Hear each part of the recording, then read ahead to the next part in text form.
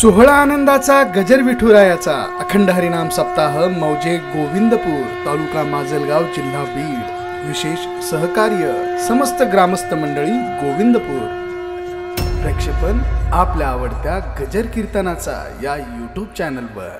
ओम नमो ज्ञानेश्वरा करुणा करा दयाळा तुमचा अनुग्रह लाधलो पावन झालो चराचरी योन्तः प्रविश्य मम वाचमिमां प्रसूक्तां संजीवयत्यखिल शक्तिधर स्वधाम्नां अन्यांश्च हस्तचरण श्रवणत्वगादीन् प्राणान् नमो भगवते पुरुषाय तुभ्यम्।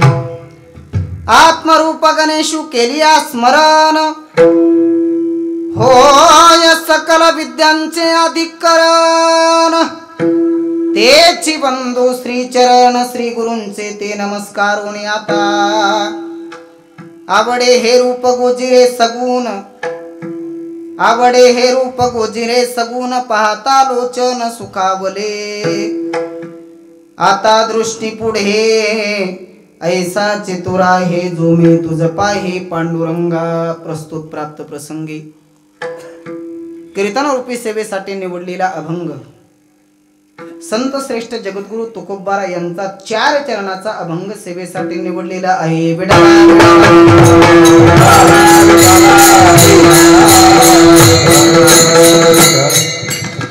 या अभंगाच्या माध्यमातून जगद्गुरु तुकोबारा भगवत भक्ताची निस्सीम आवड व्यक्त करतात।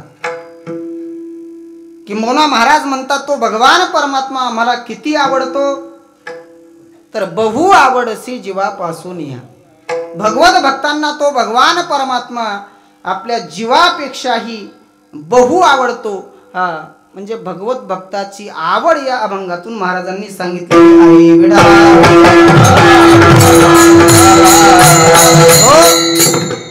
अभंगावरती चिंतन करण्यापूर्वी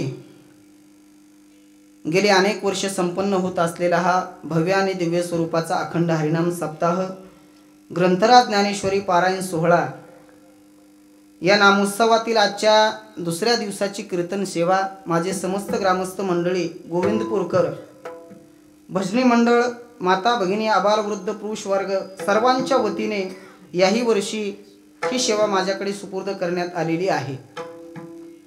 दुग्ध शर्करा योग म्हणजे या वर्षी आपल्या कार्यक्रमामध्ये भगवान श्री पंढरीश परमात्मा आणि रखमाई मातेच्या मूर्ती प्राण प्रतिष्ठा आणि कलशारोहण सोहळ्याच्या निमित्ताने हा एवढा मोठा जनसमुदाय या ठिकाणी उपस्थित आहे। त्यामध्ये हरिभक्ती पारायण ज्यांचा आपण रात्री कीर्तन श्रवण केलं परमवंदनीय विष्णू महाराज गिरी डोंगरगावकर, त्याचबरोबर आपल्या माजलगावचं भूषण हरिभक्ती पारायण स्वरकंठ भूषण सुभाषजी महाराज होगे, त्याचबरोबर हरिभक्ती पारायण अत्यंत गोड आवाज अशोकदेवा कुलकर्णी, त्याचबरोबर माझे परमस्नेही जीवलग मित्र आपल्या माजलगाव नगरीचं वैभव महाराष्ट्रातील सुप्रसिद्ध कीर्तनकार शिवाजी महाराज गडदे गुरुजी हरिभक्ती पारायण आमचे बालूमामा पंचाळ आणि समस्त वारकरी मंडळी माझी समस्त गावकरी मंडळी। वेळ भरपूर झालेला आहे, सर्वांचा नामोल्लेख करणं शक्य नाही आणि आज खरं म्हणजे माझं भाग्य आहे की ज्यांचा मृदंग आपण यूट्यूबवरती उभा महाराष्ट्र ज्यांच्या मृदंग वादनाने ज्यांनी वेळ लावून सोडलेला आहे असे महाराष्ट्रातील एक नामांकित मृदंग वादक आपल्या परिसराचं भूषण वारकरी संप्रदायाचं एक वैभव हरिभक्ती पारायण मृदंग भूषण भरतजी महाराज पठाडे महाराजांनाही धन्यवाद। आणि तुम्ही बसलेले सर्व देवरूप श्रोते माता भगिनी आणि विशेष म्हणजे आमच्या सर्व माझ्या बहिणी आज आपल्या उद्याच्या कार्यक्रमासाठी या ठिकाणी उपस्थित आहेत। सर्व पाहुणे मंडळी सर्वांच्या चरणी नतमस्तक होतो आणि संकल्पित वेळेत या अभंगावरती चिंतन करण्याचा प्रयत्न करतो।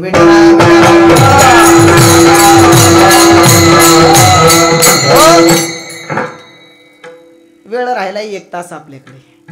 1 तासात जेवढं सांगता येईल तेवढा सांगण्याचा मी प्रयत्न करणार आहे।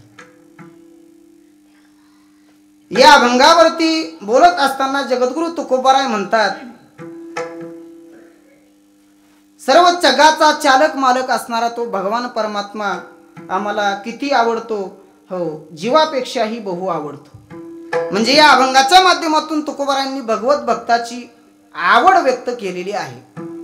आवडीच्या संबंधाने जगताचा जर आपण विचार करू गेलो तर या जगामध्ये प्रत्येक माणसाला आवड आहे. या जगामध्ये जेवढे जीव म्हणून जन्माला आलेले आहेत त्या प्रत्येक माणसाला काहीतरी आवड आहे. फरक पाहिला तर एवढाच फरक आपल्याला पाहायला मिळेल की प्रत्येकाची आवड ही भिन्न आहे. प्रत्येकाची आवड वेगवेगळी आहे, निरनिराळी आहे. परंतु आवड नाही असा माणूस या जगात शोधून सापडणार नाही. विठाला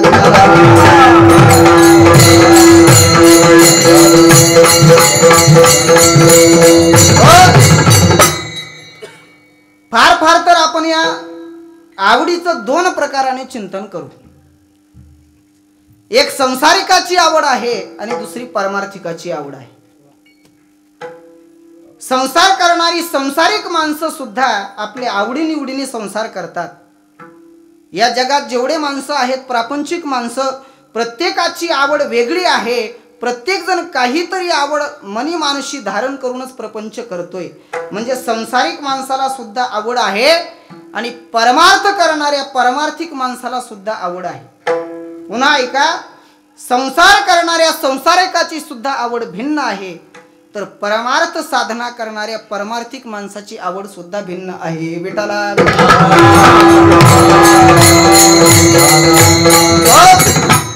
समजा या गोष्टीचं आपण असं चिंतन करा. आता आपल्या गावामध्ये बाजार भरत नाही अण्णा. आपला बाजार कुठं भरतो? माजलगावला. आपल्या गावचे एक 20-25 लोक एका रिक्षामध्ये बसले आणि बाजार करण्यासाठी माजलगावला गेली. एकाच गावची माणसं एकाच रिक्षाने जातात आणि तिथं गेल्याच्या नंतर एकाच ठिकाणी उतरतात. परंतु उतरल्यानंतर एकाच दुकानात जातात का महाराज? नाही. मग कुणी कापड दुकानात जातो, कुणी किराणा दुकानात जातो, कुणी हॉटेलमध्ये जात असेल. म्हणजे प्रत्येक माणूस तिथं उतरल्यानंतर वेगवेगळ्या दुकानात जातो. त्याचं कारण काय आहे बरं? तर त्याचं कारण हेच आहे की ज्याची आवड जशी त्याचं दुकान तसं. विठाला म्हणजे एकाच गावच्या माणसामध्ये सुद्धा आवडी निवडीमध्ये भिन्नता आहे. 25 लोकांचं सोडा. त्याच गाडीमधून 4 जीवा भावाचे मित्र माजलगावला गेले आणि उतरल्यानंतर चौघच्या चौघ म्हणू लागले, अरे आज सकाळी नाश्ता केला नाही. म्हटले काय करू? पहिलं काम म्हटले हॉटेलमध्ये जाऊन नाश्ता करू. 4 जीवा भावाचे मित्र हॉटेलमध्ये जातात आणि हॉटेलमध्ये गेल्याच्या नंतर एकच पदार्थ आवडीने खातात का? हो नाही खात. कुणाला वडापाव आवडतो, कुणाला पुरी भाजी आवडते, कुणाला मिसळपाव आवडतो. म्हणजे खाण्याच्या बाबतीत सुद्धा आवड भिन्न आहे. चला पुढे. लेण्याच्या बाबतीत तरी सर्वांना सारखं आवडतंय का? नाही आवडत. आम्ही महाराज लोक धोतर नेहरू शर्ट घालतो आहे का नाही? आमची तरुण company jeans pant T shirt. प्रत्येकाची आवड भिन्न आहे. लेण्याच्या बाबतीत आवड भिन्न आहे, खाण्याच्या बाबतीत आवड भिन्न आहे, पिण्याच्या बाबतीत सुद्धा आवड भिन्न आहे. प्रत्येकाचा वेगवेगळा ब्रँड आहे का नाही? म्हणजे ते नाही म्हणत की कुणाला चहा आवडतो तुम्ही लगेच वेगळीकडे जाऊ नका. कुणाला चहा घ्यायला आवडतो तर काही म्हटले आम्हाला महाराज चहा चालत नाही. हो, आमच्या काकांना दूध आवडतं. पुण्याला गेलो की आम्हाला स्पेशल हॉटेलमध्ये सांगावं लागायचं काकांसाठी एक दूध आणा बरं. हो, म्हणजे कुणाला चहा घ्यायला आवडतो तर कुणाला दूध घ्यायला आवडतं. कुणी म्हणतं आम्हाला चहा चालत नाही, दूध चालत नाही, मग हो आम्हाला कॉफी लागते. हो, आता कोरोनामुळे तर बरेच जण ब्लॅक टीच घ्यायला लागले आहे का नाही? म्हणजे पिण्याच्या बाबतीत आवड भिन्न आहे, खाण्याच्या बाबतीत आवड भिन्न आहे. सगळ्या बाबतीमध्ये प्रापंचिक माणसांचा विचार केला तर आवड भिन्न आहे. एक ऐसी एक नाही भिन्न पाहि प्रकृती, भिन्न पाहि प्रकृती, भिन्न पाहि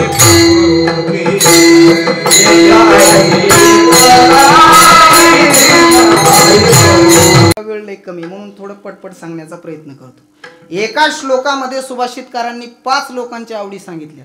कन्यावर येते रूपम, माता वित्तम, पिता श्रुतम, बांधवा कुलमिच्छन्ति, मिष्ठान्नम इतरे जनाः.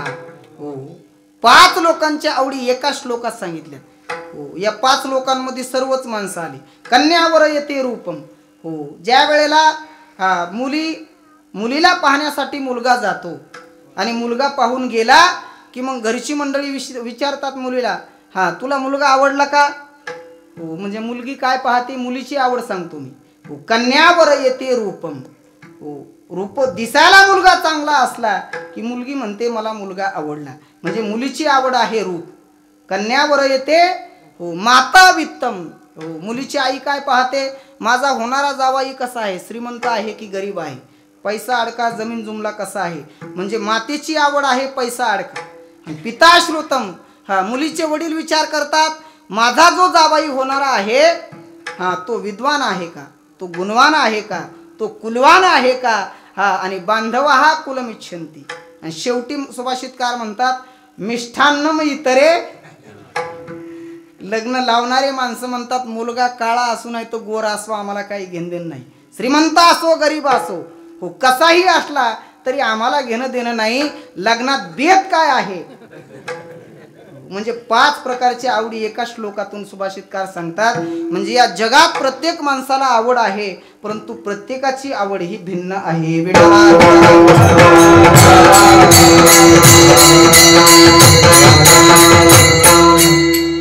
संसारिक माणसाची आवड भिन्न इथपर्यंत आपण आलो परंतु परमार्थिक माणसांच्या सुद्धा आवडी निवडी भिन्न आहेत. आपण पहा तुम्ही परमार्थ साधना करणारी माणसं तरी हा एकच प्रकारची साधना करतात का महाराज. नाही ना. कुणी जप करतंय, कुणी तप करतं, हा कुणी भजन करतं, कुणी कीर्तन करतं, कुणाला गायन आवडत असेल, कुणाला वादन आवडत असेल. प्रत्येकाची आवड भिन्न आहे. कुणाला गावात राहून भजन करायला आवडत असेल तर तुकोबारासारख्या महात्म्यांना डोंगरात जाऊन भजन करायला आवडते. हो एकांतात जाऊन भजन करणं हा सर्वात जवळचं आणि आवडीचं साधन जर महाराजांचं काय असेल तर एकांत आहे. बघा भजनासाठी एकांत किती महत्वाचं आहे पहा. महाराज म्हणतात हा मला एकांताशिवाय हा भजनच घडत नाही. नारद भक्ती सूत्रामध्ये नारदजी एक सूत्र वापरतात, एकांत असल्याशिवाय भक्ती घडत नाही. नवे नवे भक्तीचं मुख्य अंग जर काय असेल तर तो म्हणजे एकांत आहे. भक्ता एकांतिनो मुख्य हा. हो मुख्य हा भक्ता एकांतिनो. तुकोबारांना सुद्धा एकांत अतिशय प्रिय होता. तुका म्हणे आम्हा एकांताचा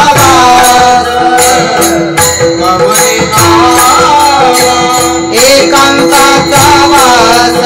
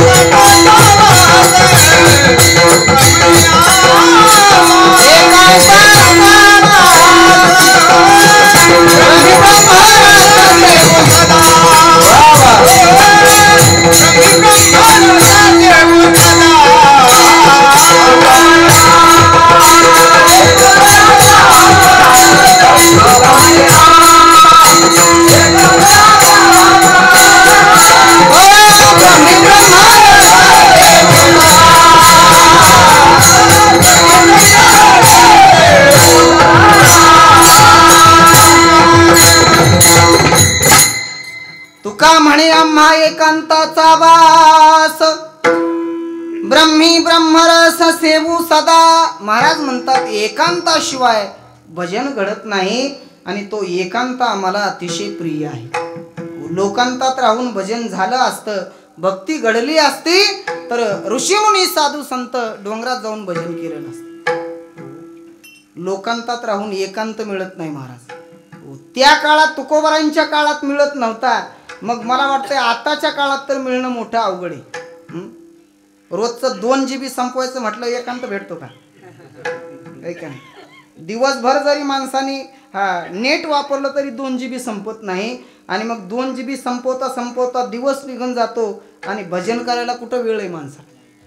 महाराज म्हणतात त्यासाठी भक्ता एकांतिनो मुख्य हा. हो, भक्ताच्या जीवनात भक्तीचं मुख्य अंग जर काय असेल तर तो म्हणजे एकांत आहे. महाराज म्हणतात वृक्षवल्ली आम्हा सोयरी वनचरे वृक्षवल्ली येणे सुखे रुचे एकांताचा वास नाही गुण दोष अंगायेत हो वृक्षवल्ली आम्हा सोयरी वनचरी. वृक्षवल्ली आम्हा सोयरी वनचरी पक्षीही सुस्वरे आळवीती. हो, पशु पक्ष्यांबरोबर महाराजांनी भजन केलं म्हणजे भक्ती करण्यासाठी एकांत महत्वाचा आहे. तुकोबारांना एकांत आवडत होता. कुणाला गावात राहून भजन करायला आवडते, कुणाला वनात जाऊन भजन करायला आवडते. म्हणजे साधना करण्याच्या बाबतीत सुद्धा प्रत्येकाची आवड भिन्न आहे. चला पुढे, साधना वेगवेगळी करू द्या परंतु देव तरी सर्वांना एक आवडावे की नाही. हो, कुणाला प्रभू रामचंद्र आवडतात, कुणाला भगवान श्रीकृष्ण आवडतात, कुणाला म्हटले गणपती बाप्पा आवडतात. आमच्या तरुण पोरांना गणपती बाप्पा आवडतात. कोरोनामुळे थोडं अवघड झालं यावर्षी. तरुणांना गणपती बाप्पा आवडतो. लोकमान्य टिळकांचं गणपतीचं जे काय उत्सव चालू लोकमान्य टिळकांनी केलाय त्यावेळेस त्यांचा हेतू वेगळा होता परंतु त्याला थोडंसं वेगळं स्वरूप हल्लीच्या काळात आले. जाऊ दे, तो वादाचा विषय, मला त्यावर जास्त बोलायचं नाही बरं का. म्हणजे कुणाला गणपती बाप्पा आवडतो, कुणाला पंढरीश परमात्मा आवडतो. प्रत्येकाची आवड भिन्न आहे. साधनेच्या बाबतीत आवड भिन्न आहे, साध्याच्या बाबतीत आवड भिन्न आहे, संसारिकाची आवड भिन्न आहे, परमार्थिकाची आवड भिन्न आहे. विठाला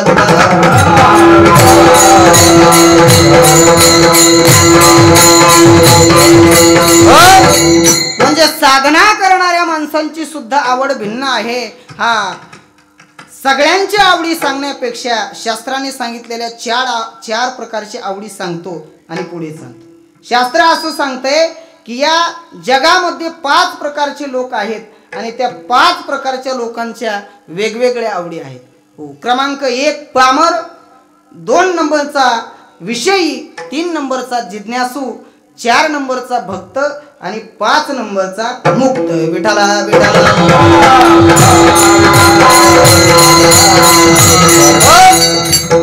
या 5 लोकांच्या आवडीचा जर आपण विचार केला तर पामर, विषयी, जिज्ञासू, भक्त आणि मुक्त, 5 लोकांपैकी शेवटचा जो मुक्त आहे महाराज म्हणतात त्याला आवड संभवत नाही. का संभवत नाही? हो, मुक्ताच्या ठिकाणी आवडच नाही. त्याचं कारण आहे आवड निर्माण होण्याचं माध्यम आहे वृत्ती आणि मुक्ताच्या त्या वृत्तीचा म्हटले ब्रह्मज्ञानाच्या परिपाकाने लय झाला, त्याचा बाध झाला म्हणून मुक्ताला आवड संभवत नाही.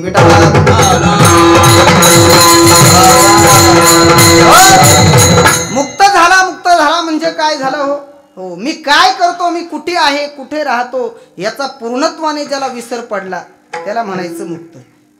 वृत्ती हे निवृत्त झाली जनन दिसे ते सहज मी आंधळा गा निज निराकार पळते.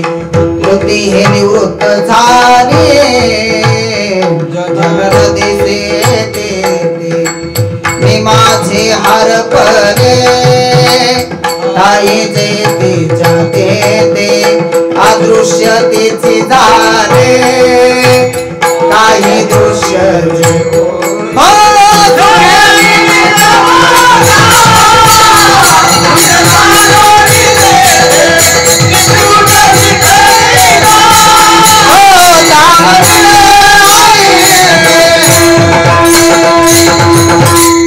वृत्ती तव निवृत्ती शिवरोणी जाय. हो, मी काय करतो याचा पूर्णत्वाने ज्याला विसर पडला त्याला म्हणायचं मुक्त. आणि मग अशा मुक्त माणसाला महाराज म्हणतात आवड संभवत नाही, कारण चौथी याचे ठाई मुक्त माणसाला आवड संभवत नाही म्हणून मुक्ताचा विचार आपल्याला करायचा नाही. राहिले 4 वर्ग. 4 वर्ग जर आपण सेपरेट पद्धतीने सांगितले तर मला वाटतं 11च्या पुढे आपण जाल. 10:30 तर वाजलेत आता, आहे का नाही? तेव्हा या 4 पैकी 2 जोड्या आपण करू. एक पामर विषयीची जोड आणि दुसरी जिज्ञासू भक्ताची जोड. काय आवडतं म्हटले पामराला आणि विषयीला? तर महाराज म्हणतात पामर आणि विषयी या दोघांनाही भोगा वाचून दुसरं काहीच आवडत नाही. दोघांची आवड बाहेरून पाहिली तर सारखी आहे, परंतु अंतरंगात थोडा फरक आहे. काय फरक आहे म्हटले? हा, पामराला म्हटले भोग आवडतात आणि विषयीलाही भोगच आवडतात. मग काय फरक आहे? तर पामराला निकृष्ट दर्जाचे भोग आवडतात आणि विषयीला उच्च दर्जाचे भोग आवडतात. विठाला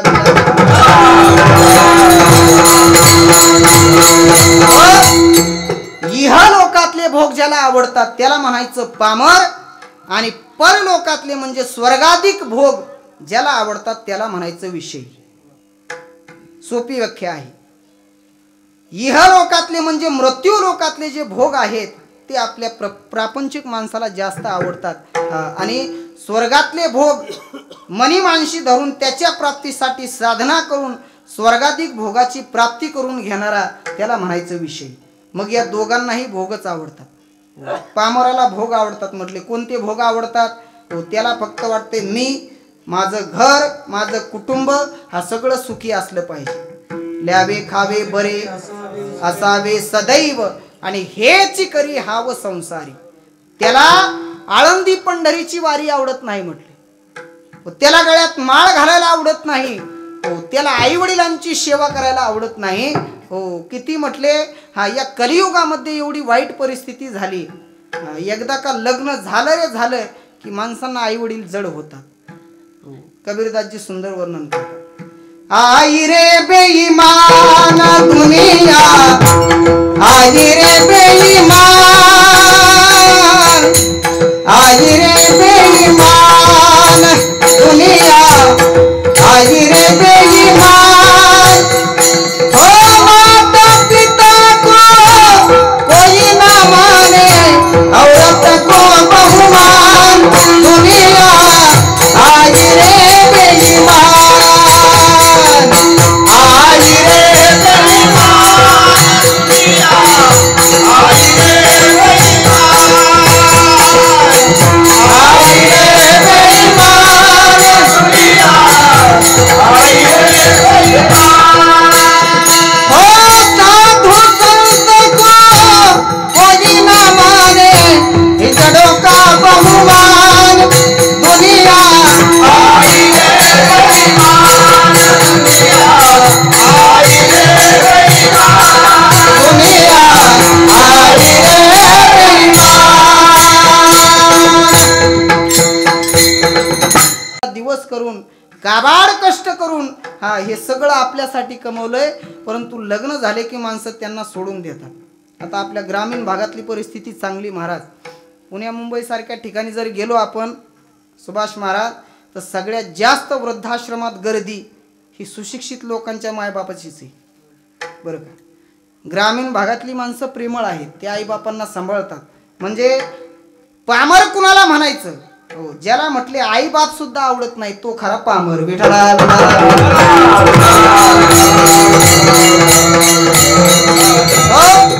अरे जगाच्या मालक सुद्धा आई वडिलाशिवाय भिकारी आहे का नाही? स्वामी तिन्ही जगाचा आई विना भिकारी. स्वामी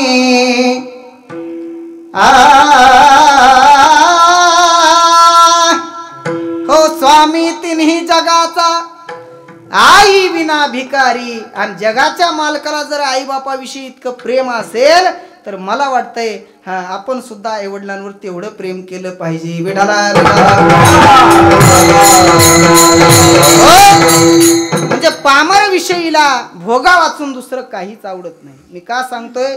एखाद्या विषयी माणसाला गाढ झोपलेला असू द्या, भोग किती आवडतात पहा.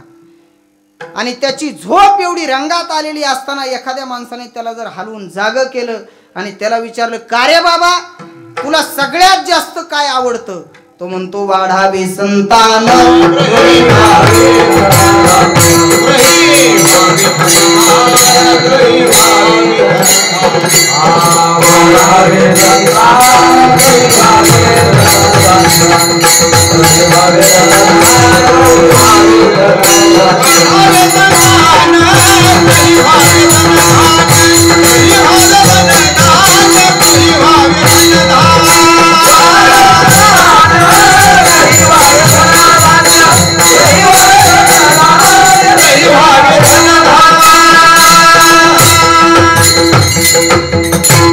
वाढावे संतान गृही व्हावे धनधान्य. हो त्याला म्हटले धनधान्याची समृद्धी व्हावी, मी श्रीमंत व्हावं, माझे मुलं चांगल्या चांगल्या हुद्द्यावरती कामाला असावीत, एवढीच संसारिकाची इच्छा आहे. पहा याच्या वाचून त्याला दुसरं काही आवडत नाही.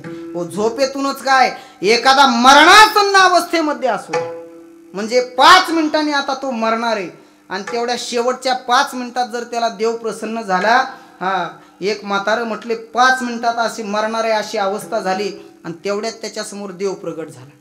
हो देवाने विचारलं का रे म्हाताऱ्या, म्हटले आता 5 मिनिटात तू मरणार आहेस, पण मी जर तुझ्यावर कृपा केली आणि पुन्हा तुला 100 वर्षाचं आयुष्य दिलं तर तू काय करशील बरं 100 वर्ष. तो म्हटला देवा तुझ्या कृपेने तसं एकदा घडू दे. तुला सांगतो मागच्या वेळेला थोड्या मताने पडलो, मागच्या वेळेला थोड्या मताने पडलो, यावेळेस निवडून आलो तर कोरोना आला. म्हटला तुझ्या कृपेने 100 वर्ष जर आयुष्य मिळालं ना, मी पुन्हा निवडणूक वेळ आणि पुन्हा म्हटले या जगावरती सत्ता करीन. म्हणजे भोगा वाचून म्हटले पामर विषयीला काहीच आवडत नाही म्हणण्यापेक्षा रात्रंदिवस माणसं विषयाचं चिंतन करतात. विठाला विठाला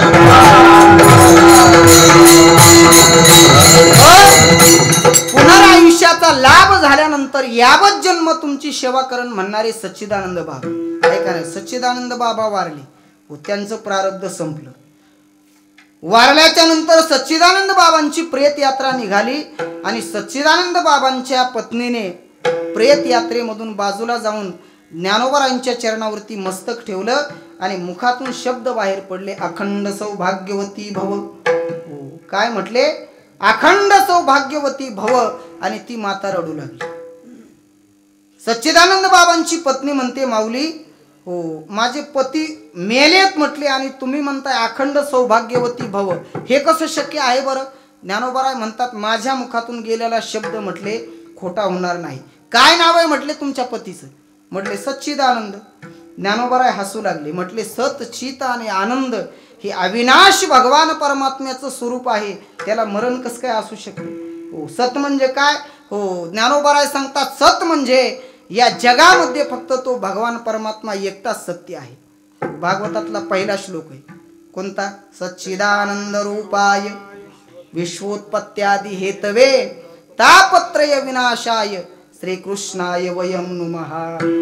पहिल्या श्लोकात सच्चिदानंद शब्दाचा अर्थ सांगितलाय. सत म्हणजे या जगात फक्त तो एकटाच सत्य आहे. गुरुजी विठाला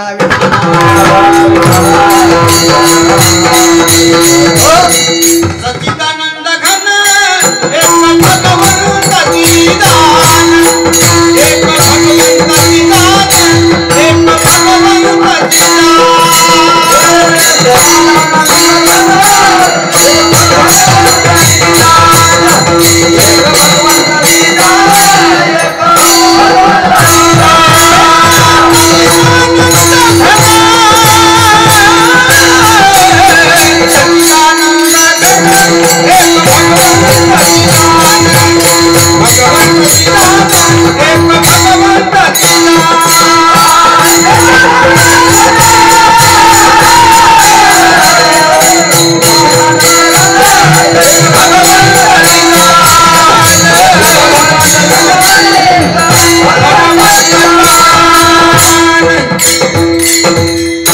सच्चिदानंद घन आणि एक भगवंताची जाण. हो सच्चिदानंद, सच्चिदानंद म्हणजे कोण? प्रत्यक्ष देवच म्हटले. हो मी काय सांगत होतो? हो सत शब्दाचा अर्थ सांगितला. आमचे गुरुजी हसू लागले. का हसू लागले? हा यावर्षी महाराज गुरुजी मला म्हटले, महाराज माजलगावच्या सप्त्यात तुम्ही भागवत कथा करा बरं का. करा म्हटल्याच्या नंतर आता गुरुजींचा सप्ताह चालू होतो 1 जानेवारीला आणि आपला संपतो 4 जानेवारीला. मग आता कसं टाळावं मी म्हटलं, गुरुजी माझी कथा काही बसली नाही म्हटलं बरं का. आणि म्हणून मी आता म्हटलो ना, भागवतातला पहिला श्लोक आहे सच्चिदानंद रूप आहे, आणि म्हणून गुरुजी हसू लागले बरं का. विठाला विठाला. कारण आपल्या सप्त्यात त्यांच्या सप्त्याचे 4 दिवस येतात. म्हणजे इकडं पळापळी करण्यापेक्षा म्हटलं नाही म्हणून सांगितलेलं बरं आहे का नाही. एक तर 4 महिने झालं पळापळी आणणं बरोबर आहे का नाही. किती पळापळी, पावत्या फाडा, सिमेंटवाल्याला आणा, मिस्त्री आणा, सगळे काम. म्हणजे पेरणीचा बैल पण तुम्ही आवताला झोपायला. विठ्ठला विठ्ठला.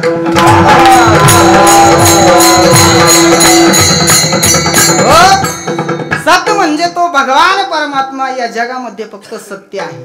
चिद म्हणजे प्रकाश. या जगाला प्रकाश देणारा तो भगवान परमात्मा. आपल्याला उजेड पाहिजे असला की लाईट लावावा लागतो, परंतु भगवान परमात्मा स्वयं प्रकाशमान आहे. नवे नवे सूर्य ज्याच्यामुळे प्रकाश देतो हो त्याला म्हणायचं भगवान परमात्मा तो चिद स्वरूप आहे. आणि शेवटी म्हणतात आनंद म्हणजे आनंद हे भगवान परमात्म्याचं स्वरूप आहे. पहा आनंद आत्वाय नित्य निरामाज आनंद आत्वाय नित्य निरामाज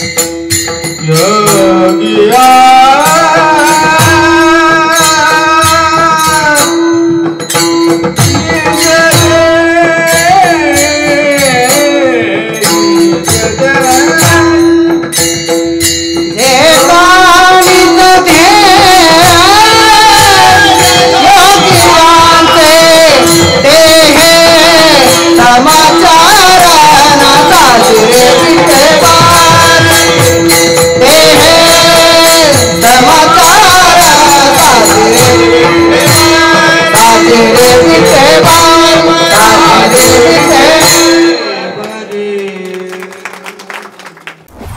सोहळा आनंदाचा गजर विठुरायाचा अखंड हरिनाम सप्ताह मौजे गोविंदपूर तालुका माजलगाव जिल्हा बीड विशेष सहकार्य समस्त ग्रामस्थ मंडळी गोविंदपूर। प्रक्षेपण आपल्या आवडत्या गजर कीर्तनाचा या यूट्यूब चॅनलवर।